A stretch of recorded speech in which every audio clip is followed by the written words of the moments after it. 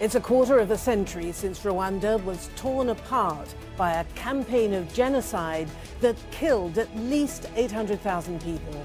Since then, the country's recovery is widely seen as an example of African potential.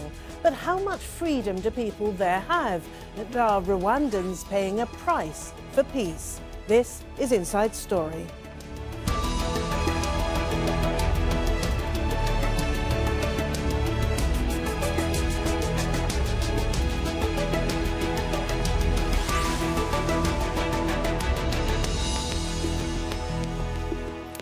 Hello and welcome to the programme. I'm Martine. Now, 25 years ago, the world watched as unimaginable atrocities were committed in the Rwandan genocide. At least 800,000 people were slaughtered within 100 days. Rwanda has since made a remarkable turnaround and is often portrayed today as a shining example of what can be achieved in Africa. Well, now President Paul Kagame has started 100 days of commemorations by lighting a flame at the Kigali Genocide Memorial. It's believed 250,000 victims are buried at that site alone. Well, President Kagame says Rwanda's recovery is a story of hope for the world. In 1994, there was no hope. Only darkness. Today, light radiates from this place. Survivors are the only ones with something left to give, their forgiveness. And that is their forgiveness.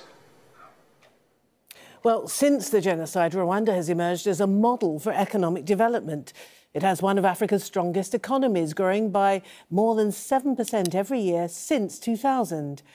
It's now the second easiest place to do business on the continent, that's according to the World Bank. And it has more women politicians in parliament than anywhere else in the world. But President Kagame has been criticised for becoming increasingly authoritarian. He won a third term in 2017 with 98% of the vote. Human Rights Watch says laws to control hate speech have been used to silence criticism of the government.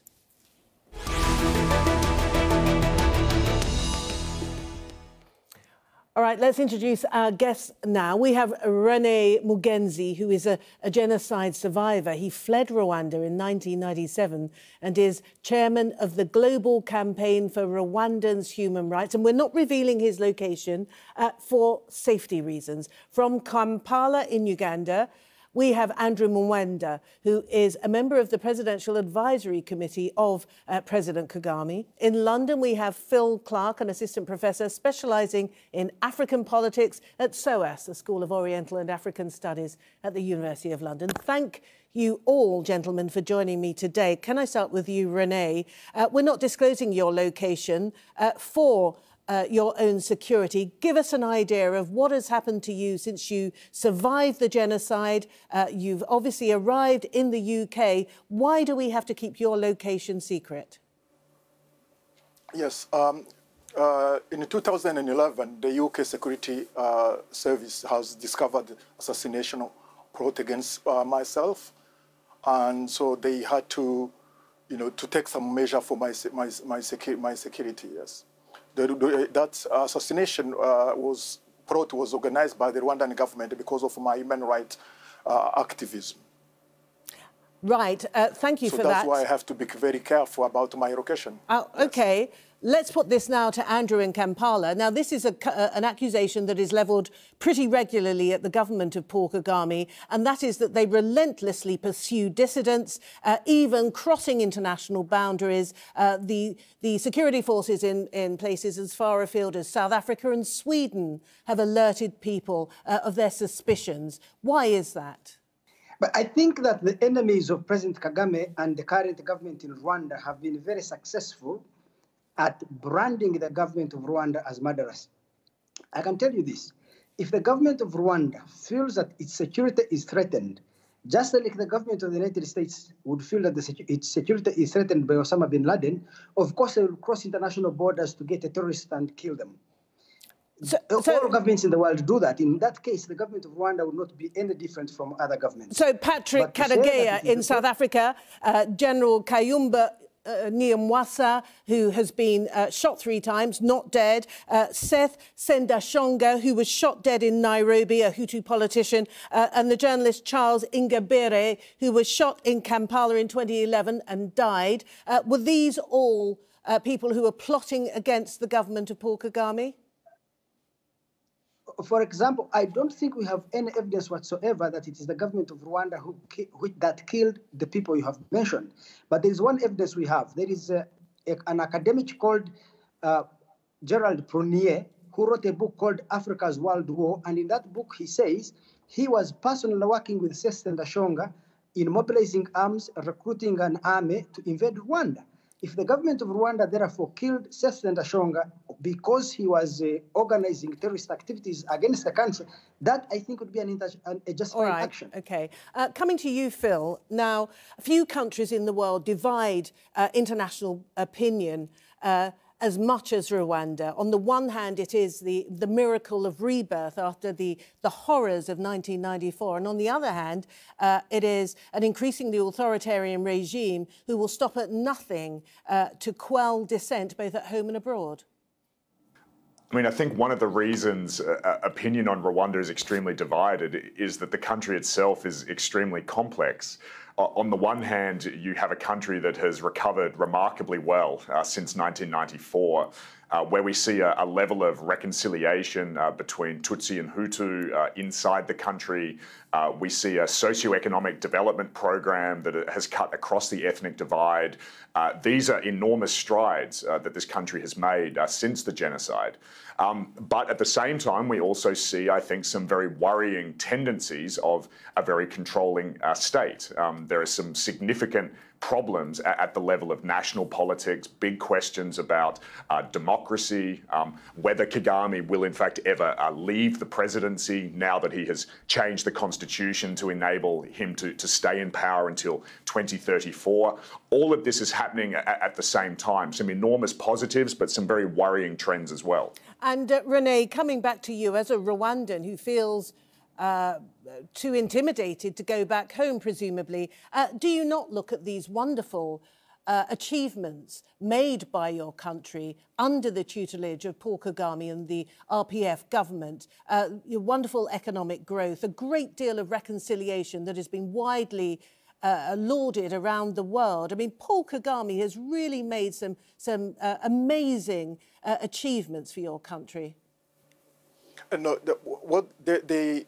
the Rwandan government have done a very good job in trying to portray themselves as a country which have developed in terms of reconciliation, in terms of economic development. But if you look to facts, you cannot do reconciliation. Reconciliation cannot be complete without justice, without the truth, because there have been not only the victors' justice. People who committed this genocide, some have been tried in a political motivated trial. The survivors needed really very good justice. They didn't get it. In terms of the economy as well, Rwanda, have shown to have some good economic development, but which turned to be fake. So they have been trying to fake figures so they can show they have been progressive. For example, and I give you one fact: the country, for example, you cannot develop at that rate without electricity. Rwanda have got only 221 megawatt of electricity, which is less than half of the average of Africa. You cannot develop with that type of electricity. In terms of the aid, Rwanda get $1 billion a year, and they get the same amount into taxes. So that is not productivity economically. So I recognize that there's safety on the street as long as you not criticize the government. You can be safe in Rwanda. That's true. Right. But if you're trying to criticize, you will be in trouble. Okay. So that's the really situation in Rwanda. There's no.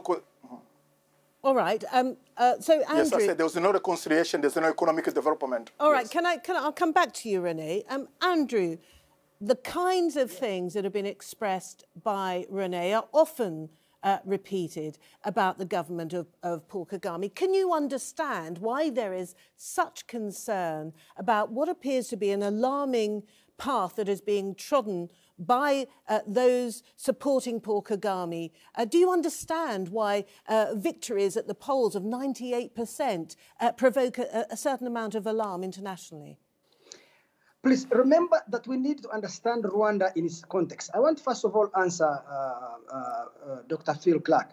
Look, the post-genocide institutions of Rwanda are designed to reflect the experience Rwanda has gone through. They are not designed to reflect some textbook theory about democracy in Belgium or the United Kingdom.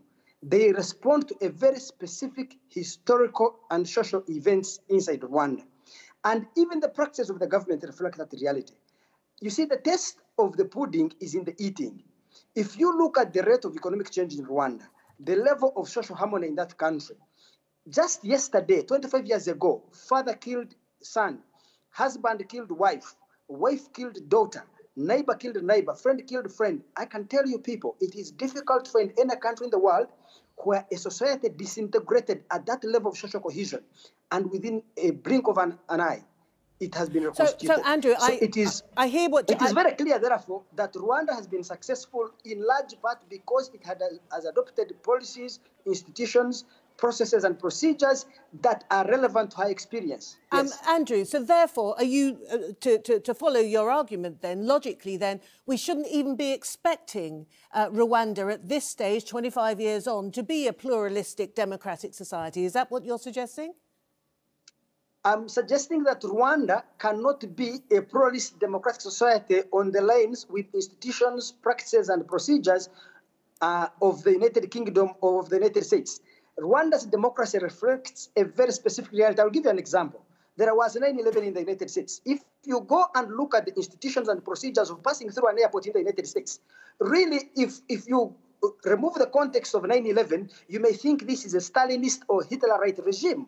It is not. The security procedures that have been placed in airports around the world, but more specifically in the United States, reflect a specific historic reality, a context. Right. And therefore, Rwanda's institutions reflect the same. Right. They cannot reflect an abstract theory in a textbook. Phil, an abstract theory from a textbook, models of democracy from Belgium or the United Kingdom should not be applied to a country that is still in trauma, still just about post-conflict. 25 years is no time at all. And what are we complaining about? Look, I don't think anybody's expecting Rwanda to follow some textbook model here. I think what we have to get to grips with in the Rwandan case is that the society needed a very strong state to be able to recover from the genocide in 1994. And I think we do have to attribute some substantial successes to Kagame and to the Rwandan Patriotic Front. This is a party, this is a government that has systematically rebuilt the state and society from its lowest possible ebb. But even within Rwanda itself, there is increasing disquiet about the lack of democratic space, questions about how long Kagame will last. This is not a set of ideas that is being imposed from the outside. This is something that many Rwandans themselves are saying. Now, what is interesting, I think, when we bother to listen to everyday Rwandans, is that many Rwandans will say, look, we undoubtedly have a standard of living today that we could not have imagined in 1994. And even many of my Hutu respondents will say things like, we don't particularly like Kagame, we don't particularly like the Tutsi-dominated RPF, but we have to recognise that the RPF has delivered healthcare, education, socioeconomic development in a way that we never would have imagined. So even many everyday Hutu are saying, we recognise the gains that this government has brought. But at the same time, they are also concerned about the fact that elections are clearly not free and fair. that there is a clampdown on opposition voices, that people have to be very, very careful about what they say in public. So they are not entirely black and white in their views. People are saying, we recognise this government has done some remarkable things, but when will the day come when this political space begins to open up and we start to see a different brand of politics? That is a question that I think many everyday Rwandans are also asking. And I think Andrew has got a reply to that. But the point, guys, here is the point. I think that Phil is relying on minor anecdotal stories. Listening to a fringe of opinion within Rwandan society does not constitute Rwandan society. In 2017, my newspaper hired a French international firm, Ipsos, to do an opinion poll in Rwanda. 86% of Rwandans said elections were free and fair. About 87% said in exercise of their right to freedom of assembly, freedom of the press, freedom of expression, they feel free. Now, if an abstract theory says Rwandans don't feel free, but the people involved subjectively feel free, then really we have what you'd call a conceptual problem. Rwandans understand that there are unfreedoms in their country, but these unfreedoms are, for that matter, they are necessitated by a specific historic and social context. All right. And therefore they don't feel oppression. No. Right. Let Rene in London. Let Rene come into that, because according to Andrew, according to the poll that he commissioned not that long ago, 86% of Rwandans feel that their elections are free and fair in his country. Why don't you go back and take part? No, Rwanda, they would say whatever the government want them to say. They want to stay alive. That's why I disagree with Andrew that the Rwandans have been asked the questions. What do they want to answer? Because they know what will happen if they don't answer what the government want them to say. That's why I don't agree with any of survey or feedback, which can be requested from Rwanda inside Rwanda. And soon, if I was in Rwanda, I was going to be answering the same question. In terms of the democracy after the genocide, said Rwanda should not, follow the other country. On the contrary, a country which has experienced genocide, a country which has experienced that kind of suffering with people, there should be a country which teach the world, the whole planet, in terms of democracy, the freedom, and the human right. These various institutions should have been installed just after the genocide, and they teach the world how the lack of those ones have been very bad for the country, for the country history. For saying like Rwanda don't deserve that. Can I just interject, Rene? It's not right. Sorry, Rene, could I just ask you about one specific point?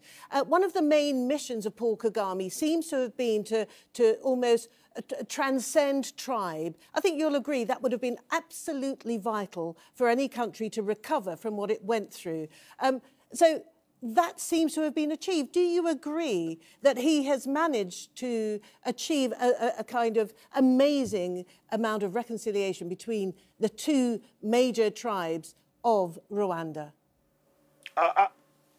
I disagree. He could have done it, but he missed the opportunity because he had just one victor's justice. According to this very credible report, the UN Human Rights Watch, the current government, the current army have massacred thousands and thousands of Hutu population. All those Hutu population, some of them within the government, which they are quiet, their family have been disseminated, they are not talking. So all those population who are quiet and they have not received the justice, I'm very worried about what will happen in the future. The best way we should have done the justice for everyone, and that will have fostered and the conciliation and make a sustainable peace. Because you cannot just run a country with oppressing one part of the population and ignore one justice. And history have shown that you cannot oppress that kind of do that kind of operation for a long time. That's why we are calling always for the Rwandan government to try to do the justice for everybody and